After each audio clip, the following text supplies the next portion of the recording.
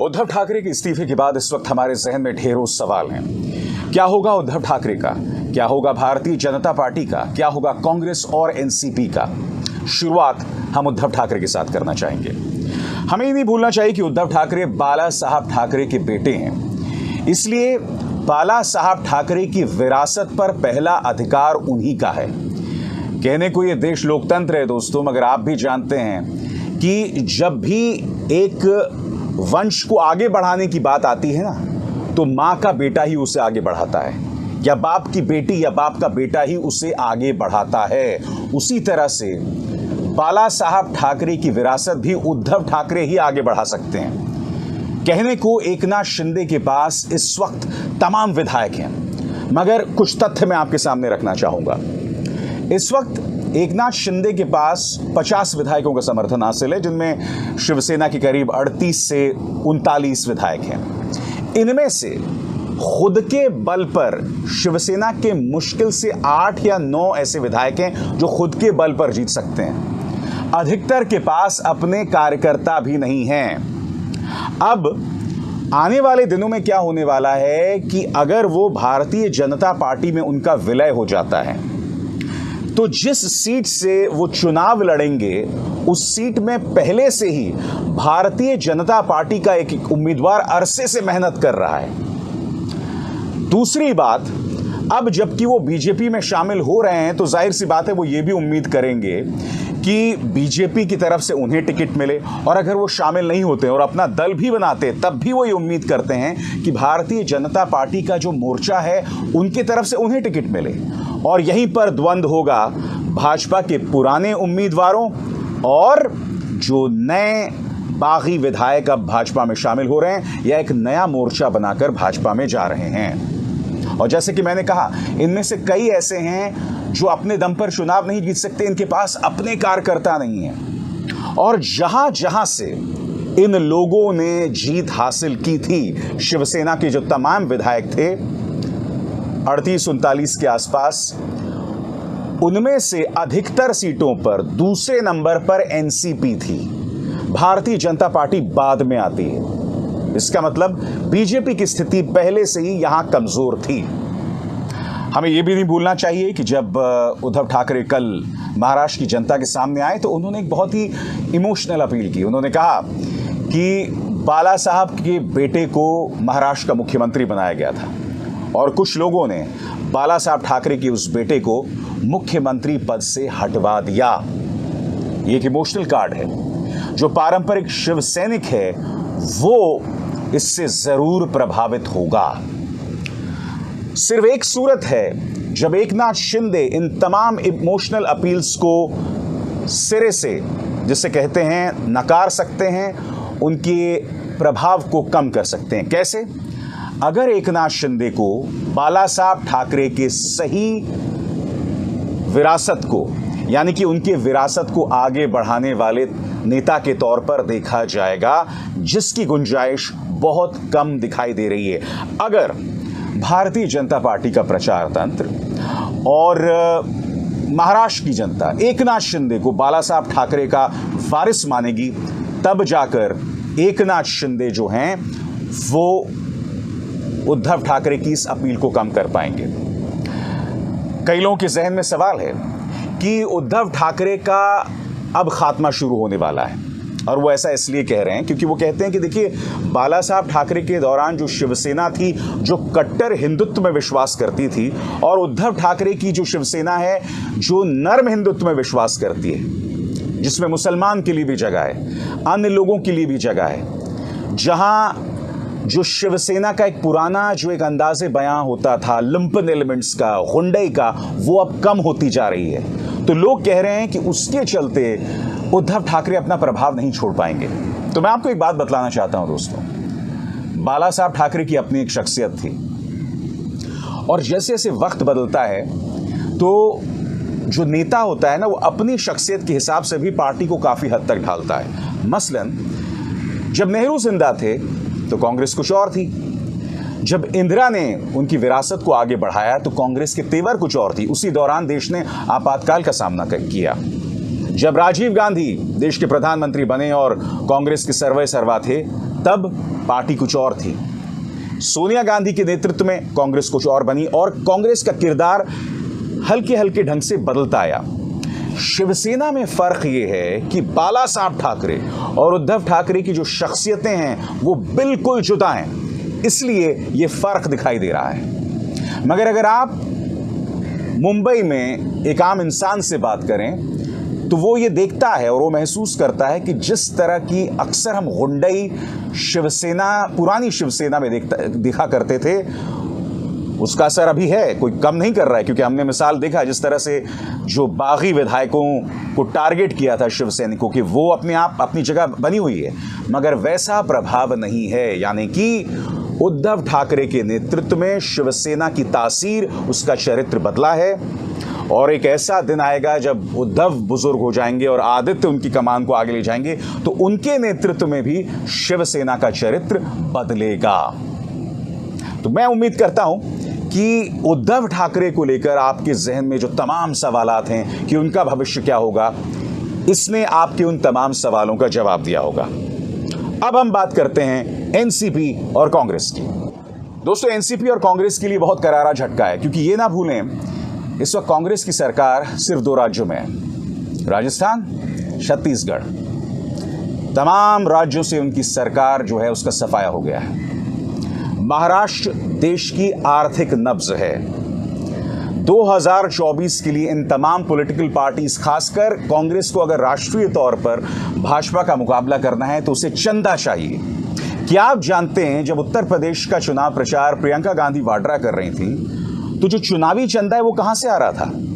चुनावी चंदा मुहैया करा रहे थे ये शख्स भूपेश बघेल, जो कि छत्तीसगढ़ के मुख्यमंत्री हैं। अब जैसे जैसे आपकी सरकारें जाती रहेंगी वैसे वैसे चुनावी चंदे को लेकर कांग्रेस की मुश्किलें बढ़ती जाएंगी। और हमें नहीं भूलना चाहिए 1 साल के अंदर राजस्थान में भी चुनाव होने वाला है। इस वक्त भारतीय जनता पार्टी ने माहौल को जिस तरह से सांप्रदायिक कर दिया है, यह माना जा रहा है कि कांग्रेस का जाना तय है। कोई चमत्कार ही उन्हें बचा सकती है। आप जानते हैं कि जब भी माहौल सांप्रदायिक होता है इसका फायदा सिर्फ और सिर्फ बीजेपी को मिलता है। तो राजस्थान में भी बताया जा रहा है कि वैसे ही होने वाला है। छत्तीसगढ़ ही एकमात्र ऐसा राज्य है जहां कांग्रेस की स्थिति मजबूत बताई जा रही है भूपेश बघेल की वजह से। आप कल्पना कर सकते हैं दोस्तों, 2023 के अंत तक कांग्रेस शायद छत्तीसगढ़ को छोड़ के उनकी सरकार कहीं ना हो। और अगर उस वक्त हिंदुत्व की कोई लहर आ गई छत्तीसगढ़ में भी, क्योंकि आप जानते हैं दोस्तों जिस तरह से भारतीय जनता पार्टी हिंदुत्व के तापमान को आए दिन ऊंचा करती रहती है, उसके चलते हर जगह सोच बदल रही है। एंटी इनकम्बेंसी बेमानी हो रहा है। लोगों को तकलीफें होती हैं मगर वो वोट इस बात पर देते हैं कि भाई एक हिंदू सरकार तो है, वो हिंदुओं का ख्याल तो रख रही है, और सबसे बड़ी बात वो मुसलमानों का इलाज तो कर रही है। तो हो सकता है कि छत्तीसगढ़ भी उसी में बह जाए। तो क्या आप कल्पना कर सकते हैं दोस्तों, 2023 के अंत तक हो सकता है कि कांग्रेस किसी भी राज्य में ना रहे, जिससे आप अंदाजा लगा सकते हैं कि 2024 की उसकी लड़ाई कितनी मुश्किल हो जाने वाली है, नामुमकिन सी लड़ाई हो जाने वाली है। और एनसीपी, जैसे कि मैंने बताया, उसका किरदार महाराष्ट्र तक सीमित है। चाहे शिवसेना, एनसीपी और कांग्रेस, अब इनका भविष्य इसी बात को लेकर है कि वो 2024 में एक साथ लड़ें। या तो अगले 2 साल में भारतीय जनता पार्टी शिवसेना को पूरी तरह से खत्म कर देगी पुलिस के जरिए, एनफोर्समेंट डायरेक्टरेट, इनकम टैक्स के तमाम कार्रवाई के जरिए, या फिर इन तीनों को एक साथ आना होगा और 2024 में मुकाबला करना होगा। क्योंकि मैं एक बात स्पष्ट कर दूं, महाराष्ट्र अब जबकि भाजपा के हाथ में है, तो 2024 के लोकसभा चुनावों में आप अंदाजा नहीं लगा सकते हैं दोस्तों भाजपा कितनी ताकतवर होने वाली है, और ये विपक्ष के लिए बुरी खबर है। दोस्तों, अब हम बात करना चाहेंगे कि उद्धव ठाकरे के मुख्यमंत्री रहते हुए क्या असर पड़ रहा था और उनके मुख्यमंत्री जाने से क्या नुकसान होने वाला है। सबसे पहले मैं आपको यह बतलाना चाहूंगा कि आखिर भारतीय जनता पार्टी उद्धव ठाकरे से इतनी नफरत क्यों करती है और शिवसेना को क्यों खत्म करना चाहती है। क्योंकि भारतीय जनता पार्टी, खासकर प्रधानमंत्री नरेंद्र मोदी के नेतृत्व में, उनका जो हिंदुत्व है ना, वो बहुत ही उग्र हिंदुत्व है। शिवसेना अपने उग्र हिंदुत्व को त्याग कर एक नए किस्म का हिंदुत्व लाना चाहती थी उद्धव ठाकरे के नेतृत्व में। आपने देखा होगा, महाराष्ट्र ही एक ऐसा राज्य था जहां पर धर्म संसद के जरिए भड़काऊ बयान नहीं दिए गए। महाराष्ट्र ही एक ऐसा राज्य था जहां पर जब मुसलमान औरतों की बोलियां लगाई जा रही थी बुल्ली और सुल्ली डील्स के जरिए, तब पुलिस ने एक्शन लिया था। महाराष्ट्र एक ऐसी जगह थी जहां नुपुर शर्मा ने जब भड़काऊ बयान दिया था तब उसके खिलाफ एफआईआर दर्ज हुई थी। यही नहीं, भारतीय जनता पार्टी का जो प्रचार प्रसार आगे करती है उनकी नफरती गोदी मीडिया, उन पर भी एक्शन महाराष्ट्र सरकार ने लिया था। अर्नब गोस्वामी करीब एक हफ्ते तक जेल में रहा था। कंगना रनावत के खिलाफ भी कड़ी कार्रवाई की गई थी। हालांकि कंगना रनावत के खिलाफ जिस तरह से बुलडोजर चला था, मैंने कभी उसका समर्थन नहीं किया दोस्तों, और अब फिर अदालत में भी उसको लेकर आदेश आ गया था। मगर फिर ये वो कंगना रनावत थी जिन्होंने ये कहा था कि प्रधानमंत्री नरेंद्र मोदी को 2002 जैसा उग्र रूप दिखाना चाहिए, यानी कि जब गुजरात में नरसंहार हुआ था, या फिर जो किसान आंदोलन कर रहे हैं उनके साथ वही हाल होना चाहिए जैसा ऑपरेशन ब्लू स्टार में इंदिरा गांधी ने किया था। तो जो तमाम भाजपा के नफरती चिंटू थे, चाहे कंगना रनावत हो, चाहे वो रिपब्लिक का संपादक हो, इन सब पर उद्धव ठाकरे ने लगाम लगाई थी। इसके अलावा टीवी न्यूज इंडस्ट्रीज में जो घोटाले चल रहे थे, मसलन टीआरपी को लेकर, टीवी न्यूज की रेटिंग को लेकर, इसके खिलाफ उद्धव ठाकरे सरकार ने 2 चार्जशीट दाखिल की थी जिसमें यह आदमी अर्नब गोस्वामी फंस रहा था। तो उद्धव ठाकरे के जाने का फायदा भाजपा के प्रचार तंत्र को इस तरह से हो रहा है। अब एक और राज्य चला गया और अब एक और राज्य के जरिए मुसलमानों को परेशान किया जाएगा उनकी पुलिस के जरिए। इसके अलावा वो पत्रकार जो इस सरकार से सवाल करते हैं उन्हें परेशान किया जाएगा। मसलन इस वक्त fact checker Mohammad Zubair jail में बंद हैं, दिल्ली की एक जेल में बंद हैं। उनके खिलाफ दिल्ली पुलिस ने केस किया। महाराष्ट्र एक ऐसी महफूज जगह थी जहां की पुलिस बेरोक बेलाग किसी के खिलाफ इस तरह से केसेस नहीं करती थी। अब एक और राज्य हो गया है जहां के जरिए लोगों को परेशान किया जाएगा, जहां धर्म संसद भी होगी, जहां इस तरह के भड़काऊ बयान आपको सुनाई देंगे। यही बात उद्धव ठाकरे कह रहे थे कि मेरे राज्य में आप ये तमाम चीजें नहीं सुन रहे थे। उन्होंने ये भी कहा था कि मेरे राज्य में कोरोना के दौरान लोग बिस्तर की कमी, ऑक्सीजन की कमी से नहीं मर रहे थे, और अगर लोगों को तकलीफ हो रही थी तो उस मुद्दे को उठाने के लिए उनके खिलाफ पुलिस केसेस नहीं दर्ज हो रहे थे। मसलन ऑक्सीजन की मांग को लेकर मुख्यमंत्री आदित्यनाथ ने एफआईआर दर्ज कर दी थी। जहां पर लोगों के शवों को जलाया जा रहा था वहां पर बैनर्स लगा दिए गए थे ताकि लोगों तक तस्वीर छुपाई जाए। ये तमाम चीजें भाजपा के राज्य में हो रही थी और उद्धव ठाकरे के राज्य में नहीं हुई थी। ये फर्क आने वाला है दोस्तों उद्धव ठाकरे के जाने के बाद। और अब हम बात करना चाहेंगे भारतीय जनता पार्टी को इसका क्या फायदा मिलने वाला है। तो भारतीय जनता पार्टी के बारे में बस इतना ही बोल सकता हूं कि 5 उंगलियां घी में और सिर कढ़ाई में। उत्तर प्रदेश में आप पहली ही सत्ता में, वहां की 80 लोकसभा सीटों में जब चुनाव होंगे 2024 में, तब आप पहले से एक मजबूत स्थिति में हैं। आपके हाथ में पूरा प्रशासन है, पूरा प्रचार तंत्र है। अब महाराष्ट्र की 48 सीटें आपके हाथ में, महाराष्ट्र पुलिस होगी, वो महाराष्ट्र पुलिस जो आपके राजनीतिक विरोधियों पर निशाना साधने में कोई कसर नहीं छोड़ने वाली है।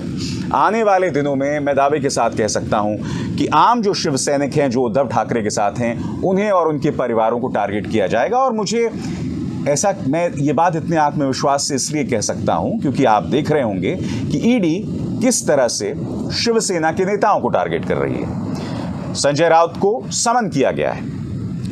एनसीपी के नेता अनिल देशमुख और नवाब मलिक दोनों इस वक्त जेल में हैं, और इसी तरह से ईडी के जरिए ब्लैकमेल का खेल जारी हो रहेगा। इनफैक्ट सब जानते हैं, और मैंने आपको याद है एक शो भी किया था, कि एकनाथ शिंदे इस वक्त भारतीय जनता पार्टी की गोद में इसलिए हैं क्योंकि उनके खिलाफ ईडी ने दबाव बनाया और फिर उन्हें भाजपा की गोदी में बिठा दिया। याद कीजिए मैंने क्या कहा था उस शो में, फिर से देखिए। सत्ता के गलियारों में दोस्तों एक और चर्चा है, एकनाथ शिंदे। एकनाथ शिंदे के पास कौन सा मंत्रालय था दोस्तों? एकनाथ शिंदे के पास था अर्बन डेवलपमेंट मिनिस्ट्री, एक निहायत ही मलाईदार मंत्रालय। और यह भी बताया जा रहा है कि भारतीय जनता पार्टी की गोद में सम्मानित अंदाज में रखने का काम प्रवर्तन निदेशालय ने किया। आज मैं दो चीजें आपसे कहना चाहता हूं दोस्तों। देखिए, जब भारतीय जनता पार्टी से आप लड़ाई लड़ रहे हो ना, और खासकर अगर आप एक बहुत गंभीर लड़ाई लड़ रहे हो, तब आपका दामन एकदम पाक साफ होना चाहिए, क्योंकि भारतीय जनता पार्टी सरकार आपके खिलाफ तमाम एजेंसीज लेकर आती है। इनकम टैक्स लेकर चढ़ जाएगी, ईडी लेकर चढ़ जाएगी, सीबीआई, एनआईए, सब कुछ इनके पास तमाम ताकत है दोस्तों। इनके सामने खड़ा होना मुश्किल है। ढेरों मिसालें हैं आपके सामने जहां सरकारों को किस कदर गिराया गया है। किसी को पैसे का लालच दिया गया है तो किसी को डर दिखाया गया है। तो देखा आपने, एकनाथ शिंदे के कम से कम 3 से 4 ऐसे नेता हैं जिन्हें जो ईडी के केसेस में फंसे हुए हैं, और अब भाजपा की गोद में जाने के बाद ईडी उन पर निशाना नहीं साधने वाली है। और जो लोग उद्धव ठाकरे के साथ हैं उन्हें लगातार ईडी निशाना साधेगी। भारतीय जनता पार्टी इसका भरपूर प्रयास करेगी दोस्तों, और इससे लगातार लोकतंत्र का मजाक बनता जाएगा। मगर यह बीजेपी का अंदाज़े बयां है, और मेरा जाते जाते यही कहना है दोस्तों, यह स्वस्थ लोकतंत्र की किसी भी सूरत में निशानी नहीं है जब आप इन तमाम एजेंसीज के जरिए विपक्ष पर निशाना साधें। और जब निजाम बदलेगा, जब तस्वीर बदलेगी, तब इसी स्टाइल का इस्तेमाल विपक्ष करेगी भाजपा पर। मेरे इन शब्दों को याद रखिएगा। अभिसार शर्मा को दीजिए इजाजत। नमस्कार। स्वतंत्र और आजाद पत्रकारिता का समर्थन कीजिए, सच में मेरा साथी बनिए। बहुत आसान है दोस्तों, इस ज्वाइन बटन को दबाइए और आपके सामने आएंगे ये 3 विकल्प, इनमें से एक चुनिए और सच के इस सफर में मेरा साथी बनिए।